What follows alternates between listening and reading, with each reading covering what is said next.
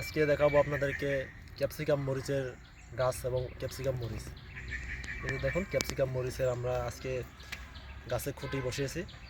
বাড়ির ফলে গাছটায় আপনার একদম শুয়ে পড়ে গেছে, এই জন্য আমরা আজকে খুঁটি লাগালাম। এবং এই মরিচটা হচ্ছে আপনার বড় বড় রেস্টুরেন্ট ঢাকা শহরে, আপনার ঢাকা চিটাগং শহরে এগুলা বেশিরভাগই চলে। বড় বড় রেস্টুরেন্ট হোটেল যেগুলোতে আছে এগুলা সালাদ হিসেবে ব্যবহার করা হয়। আমরা গরুর মাংস খাসির মাংস যখন খাই তখন ওইটার সাথে যে কোনো ধরনের সালাদের সাথে এটা কুচি কুচি করে কেটে সালাদ হিসেবে ব্যবহার করা হয়ে থাকে। এটা খুবই জনপ্রিয় একটি ফল ক্যাপসিকাম।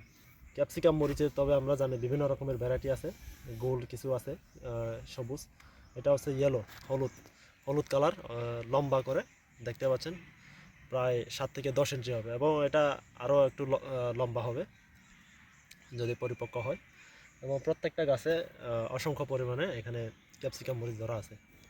এবং এটা আপনার যে স্বাভাবিক যে আপনার নর্মালি যে আমরা মরিচ খাই ওই মরিচের মতো এটা জাল না, একদম কোনো কিছু জাল না। তবে আপনার জাসটা মরিচের জাস, কিন্তু কোনো জাল টাল কিছু নাই। আপনি এটা এভাবে কাঁচাই খেতে পারবেন, এই কুচি কুচি করে সালাদ হিসাবে যেগুলো আমরা খেয়ে থাকি।